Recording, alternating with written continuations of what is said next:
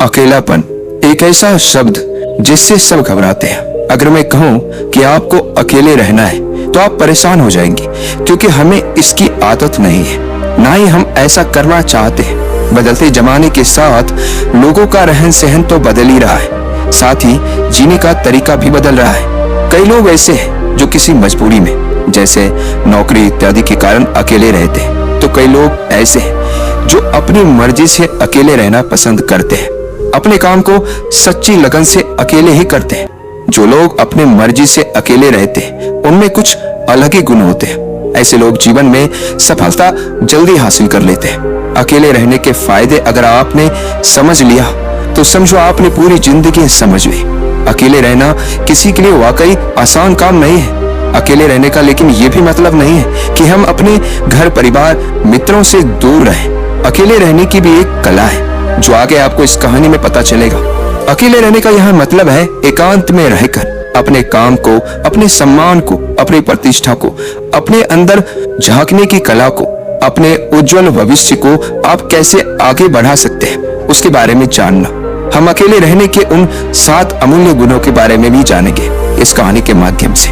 एक व्यक्ति एक गुरु के पास आया और बोला, गुरुदेव, मेरे दुख का कारण क्या है? गुरु बहुत ही बड़े आत्मज्ञानी व्यक्ति थे।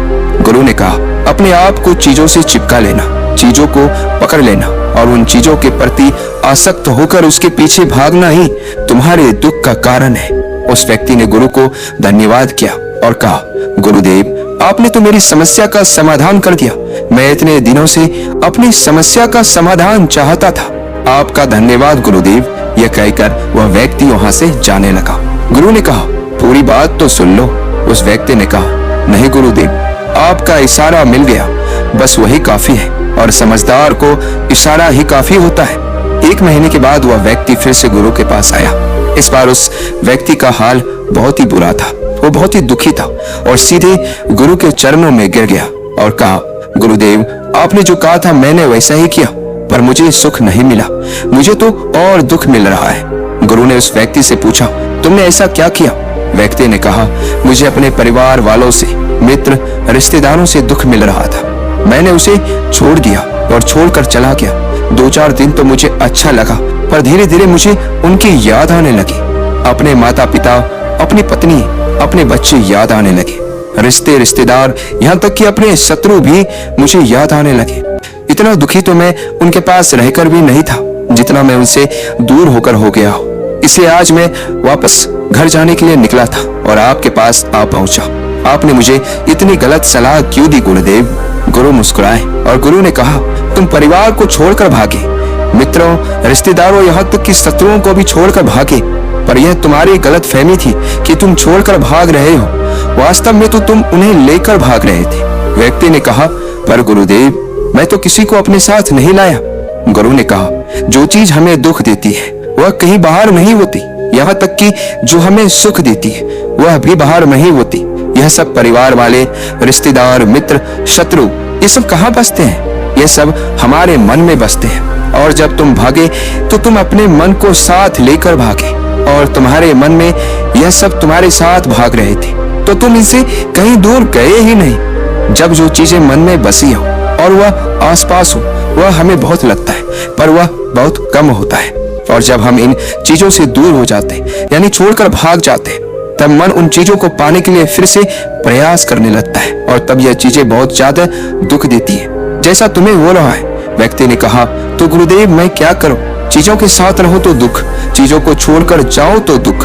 क्या मैंने सिर्फ दुख उठाने के लिए ही जन्म लिया है? गुरु जोर से हंसे और कहा, यह बात बिल्कुल सत्य है। यहाँ सब सिर्फ दुख उठाने के लिए जन्म लेते हैं, पर यह भी सत्य है कि इन दुखों के पार सुख है और उन सुख के पार दुख है, फिर सुख और फिर दुख है। जिन चीजों में हमें सुख नजर आता है वह दुख देते हैं और जिनमें दुख नजर आता है वही सुख का कारण बन जाते हैं। उस व्यक्ति ने कहा, गुरुदेव, क्या इस सुख दुख के मायाजाल से बाहर निकलने का कोई रास्ता नहीं है?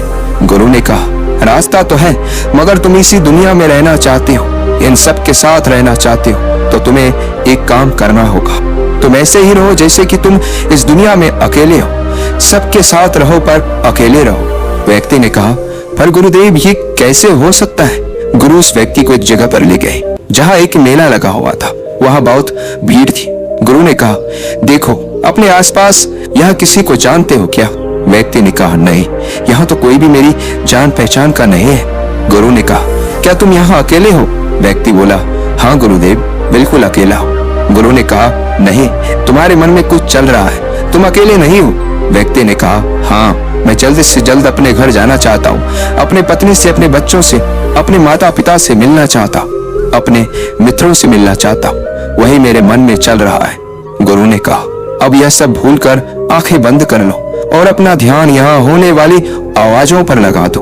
व्यक्ति ने ऐसा ही किया और जैसे ही उसने अपनी आंखें बंद की और सारा ध्यान वहां हो रही आवाजों पर लगा दिया, उसे एक अकेलापन, एकांत महसूस हुआ।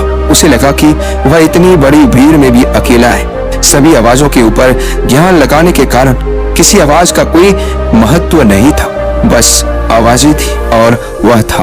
उसने अपनी आंखें खोली और कहा, गुरुदेव, यहाँ तो मैं बिल्कुल अकेला हूँ, सब है पर कुछ नहीं है। गुरु ने कहा, बस इसी तरह अकेले होना है। तुम रहो सबके साथ, भीतर से, लेकिन अकेले रहो। साथ में सब हो पर मन में कोई ना हो। जिसने इस तरह से अकेले जीना सीख लिया, उसे कभी जीवन में दुख नहीं होगा, उसे चीजें दुख नहीं देगी, वह हर चीज में आनंद की प्राप्ति कर सकता है। गुरु ने आगे कहा, महान सफलताएं अकेलेपन से ही शुरू होती है। अकेलापन ही हमें उनसे मिलाता है। अपने अकेलेपन को नकारात्मक मत समझना, बल्कि उसे एकांत समझकर खुद को जानने का प्रयास करो। जब तुम्हें एकांत पसंद आने लगे तो समझो तुम्हारा वास्तविक वजूद तुमसे मिलना चाहता है। इसलिए अपने इस एकांत प्रेम का सम्मान करो। गुरु बोले, मैं तुम्हें 7 ऐसी खूबियों के बारे में बताता जो अकेले रहने वाले लोगों में पाई जाती है और उन्हें दूसरों से अलग बेहतर बनाती है। गुरु ने कहना शुरू किया, पहली खूबी जो एकांत में रहने वाले लोगों में पाई जाती है वो ये है कि ऐसे लोग दूसरों की तुलना में खुद के प्रति ज्यादा जागरूक होते हैं। वो खुद के स्वभाव और आचरण के बारे में ज्यादा गहराई से जानते हैं।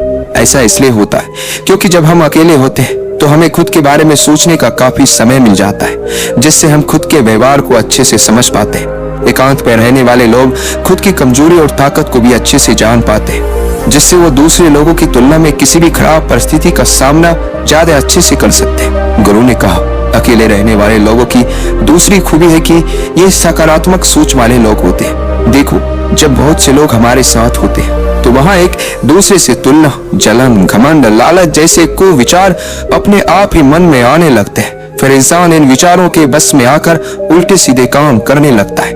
हालांकि ऐसा नहीं है कि एकांत में रहने वाले लोगों के मन में ये विचार नहीं आते, लेकिन क्योंकि वो अकेले हैं इसलिए दूसरों से तुलना, जलन, घमंड जैसे विचार उनके मन में दूसरों की तुलना में थोड़ा कम आते हैं। साथ ही अकेले रहने की वजह से उन्हें खुद के बारे में सोचने का ज्यादा समय मिलता है, जिससे वो अपने नकारात्मक विचारों को पहचान कर उन्हें कम कर सकते हैं, जिसके कारण ऐसे एकांत में रहने वाले लोग ज्यादा सकारात्मक होते हैं। अकेले रहने वाले लोगों की तीसरी खासियत यह है कि ये लोग ज्यादा अनुशासित और आत्मनिर्भर होते हैं, क्योंकि अकेले रहने वाले लोगों को अपने ज्यादातर काम खुद से ही करने पड़ते हैं, इसलिए ये दूसरों की तुलना में ज्यादा आत्मनिर्भर होते हैं। साथ ही ऐसे लोगों को दूसरों का काम भी पसंद नहीं आता। ये अपना काम खुद करने पर ही भरोसा करते हैं। साथ ही ये लोग कोशिश भी करते हैं कि दूसरों से कम सहायता लेनी पड़े, पर क्योंकि ऐसे लोग आत्मनिर्भर और अपने काम को लेकर स्पष्ट होते हैं, ऐसे लोग अनुशासित भी होते हैं। ये लोग अपने समय की कद्र करते हैं और दूसरों का भी समय बर्बाद नहीं करते।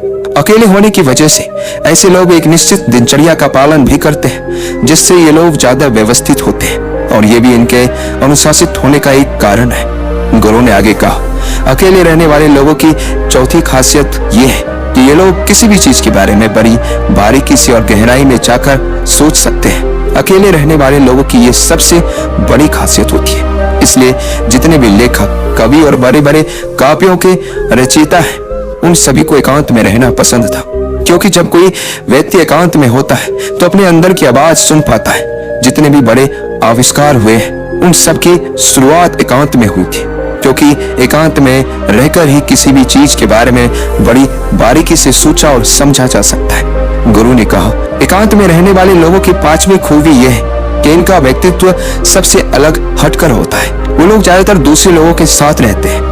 ये अकेले रह ही नहीं पाते, वो कितनी भी कोशिश कर ले, लेकिन जाने अनजाने में सही, लेकिन दूसरे के व्यक्तित्व का कुछ हिस्सा उनके अंदर आ ही जाता है। दूसरों की आदतें, दूसरों के विचार उनके अंदर प्रवेश कर ही जाते हैं, जिससे उनके व्यक्तित्व में वो अनूठापन, वो निरालापन नहीं आ पाता। उनका व्यक्तित्व कई सारे लोगों के साथ व्यक्तित्व का मिश्रण होता है, पर क्योंकि एकांत में रहने वाले लोग अपना ज्यादातर समय अपने साथ बिताते हैं, इसलिए ये दूसरों की बातें और विचारों से बहुत ही कम प्रभावित होते हैं। इनके अपने जीवन को जीने के खुद बनाए नियम और कायदे होते हैं, जिनका ये पालन करते हैं। ये किसी से भी आसानी से प्रभावित नहीं होते, इसलिए ऐसे लोगों की शख्सियत सबसे हटकर सबसे अलग होती है। इसलिए इनके व्यवहार में एक अलग ही निरालापन होता है, जो किसी दूसरे व्यक्ति को भी पसंद आ सकता है और नहीं भी। गुरु बोले, छठी खासियत जो एकांत में रहने वाले लोगों में होती है, ज्यादा लोगों से अपने संबंध नहीं बनाते, लेकिन यह जितने भी लोगों से संबंध बनाते हैं सच्चे दिल से बनाते हैं। ऐसे लोगों के बहुत ही कम दोस्त होते हैं, लेकिन जितने भी होते हैं ये उनसे अपनी दोस्ती पूरी ईमानदारी से निभाने की कोशिश करते हैं। अक्सर लोगों को यह लगता है कि एकांत में रहने वाले लोग बहुत कम बात करते हैं, लेकिन उनसे पूछिए जिनसे ये दिल से जुड़े होते हैं, उनसे ये कितनी बातें करते हैं। वैसे लोग इन्हें अपना मान लेते हैं और वो इनके सामने अपने पूरे दिल की बात रख देते हैं। अकेले रहने वाले लोग बहुत ही कम लोगों के साथ संबंध रखते हैं, लेकिन जरूरत पड़ने पर वो अपनी तरफ से पूरी मदद करने के लिए तैयार रहते हैं। इसलिए इनके रिश्ते कम लोगों से तो होते हैं, लेकिन जिनके साथ भी होते हैं बहुत मजबूत होते हैं। अगली खासियत, अकेले रहने वाले लोग मानसिक तौर पर और भावनात्मक रूप से मजबूत होते हैं, क्योंकि उन्हें पता होता है कि अगर कोई समस्या उनके ऊपर आती है तो उन्हें अकेले ही उन समस्या से निपटना पड़ेगा। ऐसा बार बार करने से उनके अंदर खुद के प्रति आत्मविश्वास बढ़ जाता है और आत्मविश्वास एवं आत्मसम्मान के बनने से वो मानसिक और भावनात्मक तौर पर और मजबूत होते चले जाते हैं और ये मान लेते हैं कि कोई भी ऐसी समस्या नहीं है जिससे वो अपनी दृढ़ इच्छा शक्ति के दम पर हरा ना सके, और यही एक सोच उन्हें दूसरों से अलग बनाती है। इतना कहने के बाद गुरु चुप हो गए। उस व्यक्ति ने कहा, गुरुदेव आपकी सारी बात तो ठीक है, लेकिन ये कब कहा जा सकता है कि अकेलापन एक वरदान है? ये सुनकर गुरु ने कहा, अकेलापन हमेशा से ही एक वरदान रहा है, अगर हम उस समस्या को पूरी सकारात्मकता के साथ उपयोग कर पाए तो। क्योंकि जब हम दुनिया के लोगों के साथ होते हैं तब हम भीड़ का हिस्सा होते हैं, लेकिन जब हम अकेले होते हैं तब हम खुद के साथ होते हैं। जब हम खुद के साथ होते हैं तभी हम अपने समय का सदुपयोग, खुद का आकलन, खुद के शौक, सभी बातों पर अच्छे से ध्यान दे सकते हैं, अपनी कमजोरियों पर भी काबू पा सकते हैं और ऐसा कह सकते हैं कि सच में अच्छाई की राह और इंसानियत की मंजिल भी पा सकते हैं। उस व्यक्ति को गुरु की बात समझ आई और वह गुरु को धन्यवाद कहकर चला गया। जिन चीजों को हम पाना चाहते हैं वो तब तक हमें दुख देती है जब तक कि हम उसे पा ना ले। जब हम उसे पा लेते हैं तब वह फिर से हमें दुख देती है कि वह कहीं हमसे छूट ना जाए, और जब वह हमसे छूट जाती है तो फिर से हमें दुख देती है। उसके जाने का दुख तो बहुत गहरा होता है। जीवन भर हम एक चीज को पकड़ते हैं, फिर दूसरी चीज को पकड़ते हैं, तीसरी चीज को पकड़ते हैं और पीछे की चीजों को विदा करते रहते हैं। इसी तरह हम सुख पकड़ते हुए दुख को पकड़ते चलते हैं। पर जिस व्यक्ति ने अकेले रहना सीख लिया, वह परिवार में, समाज में सब कुछ करते हुए आनंद की प्राप्ति करते हैं। सारे कार्यों को पूरा करते हुए सुख से जीता है, आनंद से जीता है। दूसरों को दुख देना बहुत आसान होता है, मगर दूसरों के दुख को मिटाना बहुत मुश्किल होता है। दुख के बारे में वही इंसान जान सकता है जिसे दुख होता है। दूसरों को इसका कोई अंदाजा नहीं होता, इसलिए किसी को भी दुख मत पहुंचाओ, क्योंकि हो सकता है कल आपको भी दुखों का सामना करना पड़ जाए। दूसरों के दुख में उनका साथ जरूर निभाना चाहिए। किसी इंसान को दर्द देना इतना आसान जितना समुद्र में पत्थर फेंकना, और दर्द मिटाना इतना मुश्किल जितना समुद्र में फेंके हुए पत्थर को ढूंढना। अपनी जिंदगी के सारे राज सबको मत बताइए, क्योंकि लोग आपकी कामयाबी के बारे में पता चलते ही आपको नीचे गिराना शुरू कर देंगे। इसलिए अपनी कुछ जरूरी बातों को दूसरों को मत बताओ। कुछ लोग ऐसे भी होते हैं जो सिर्फ आपका साथ देने का दिखावा करते हैं, पर असल में वो कभी आपको आगे बढ़ता देखना ही नहीं चाहते। दिल का साफ होना जरूरी है, क्योंकि कोई वादे करके भी साथ नहीं देता, तो कोई बिना वादों के भी जिंदगी भर साथ निभा जाता है। जिसका दिल साफ होता है उसे किसी वादे की जरूरत नहीं होती, वह किसी का बिना स्वार्थ के साथ निभाता है। और यदि किसी की नीयत साफ नहीं है तो वह लाख वादे क्यों ना कर ले, फिर भी धोखा दे जाता है। इसलिए साथ निभाने के लिए दिल का साफ होना जरूरी है। गलतियां सबसे होती, ऐसा कोई भी इंसान नहीं जिससे कभी गलती नहीं होती। मगर जब गलतियों को स्वीकार करने और उन्हें सुधार करने की नीयत हो तो इंसान अपनी गलतियों से भी बहुत कुछ सीख सकता है। अगर सफलता प्राप्त करनी तो अपना रास्ता खुद बनाओ। अपने बनाए रास्ते पर आपको सफलता मिलने से कोई नहीं रोक सकता। जबकि भीड़ के साथ चलना कोई मुश्किल नहीं होता, लेकिन भीड़ में चलने से इंसान अपनी ताकत को भूल जाता है। उसे अपनी ताकत पर भरोसा नहीं रहता और हमेशा सफलता के लिए भटकता रहता है। किसी को सिर्फ देखकर उसकी हस्ती को नहीं जान सकते, क्योंकि हर इंसान का अपना अलग अलग तरीका होता है जीवन जीने का। कोई ज्यादा दिखावा करता है और कोई बिल्कुल भी अपनी दौलत का दिखावा नहीं करता। इसलिए किसी भी इंसान को उसके पहनावे या उसके सरल जीवन से मत तोड़ना। जिंदगी में सुख और दुख आते जाते रहते हैं। जब जीवन में परेशानियां आती है तब इंसान को अधिक सीखने को मिलता है, या कहे कि तब इंसान को अधिक तजुर्बे मिलते हैं। इसलिए परेशानियों से घबराए नहीं, बल्कि उनका सामना करें। कभी कभी इंसान के जीवन में सफलता या सुख नहीं मिलता और वह कहने लगता है कि मेरी तो किस्मत ही खराब है। लेकिन वह यह भूल जाता है कि किस्मत भी अच्छे कर्म करने से बदलती है। जब तक अच्छे कर्म नहीं करोगे तब तक किस्मत भी हमारा साथ नहीं देती। इसलिए अपने आप को अच्छे कार्यों में लगाइए। सच्चाई का साथ देना हर किसी के लिए मुश्किल नजर आता है, मगर सच्चाई के रास्ते पर चलने से ही इंसान का जीवन अच्छा होता है। क्योंकि झूठ का साथ देने से कभी भी किसी का भला नहीं होता। किसी सरल स्वभाव का होना कोई कमजोरी या डरपोक होना नहीं है, बल्कि यह इस बात की निशानी है कि उसके संस्कार कितने अच्छे हैं। अपने स्वभाव के कारण ही इंसान को इज्जत मिलती है, क्योंकि जो जैसा करता है उसके पास भी वैसा ही लौट कर आता है। अगर कोई अच्छे कर्म करता है तो उसके जीवन में सुख आएगा। जहाँ जरूरत हो वहाँ कड़वे जरूर बने, मगर हर वक्त कड़वे या कठोर बने रहना कोई अच्छी बात नहीं, क्योंकि ऐसा करने से लोग दूरी बनाने लग जाते हैं। और जरूरत से ज्यादा मीठे होने से लोग आपको कुछ नहीं समझेंगे और आपकी बातों को महत्व नहीं देंगे। इसलिए जहाँ जरूरत हो वहीं नरम बने, और जहाँ जरूरत ना हो वहाँ कठोर बने। बहुत से लोग मदद करने को सिर्फ धन का होना ही समझते हैं और बहाने बनाने लगते हैं कि हमारे पास तो कुछ धन ही नहीं, इसलिए हम मदद नहीं कर सकते। जबकि अगर अच्छा मन है तो इंसान किसी भी परिस्थिति में मदद के लिए आगे आ सकता है। इसलिए मदद के लिए अच्छा मन होना चाहिए, ना कि ज्यादा धन।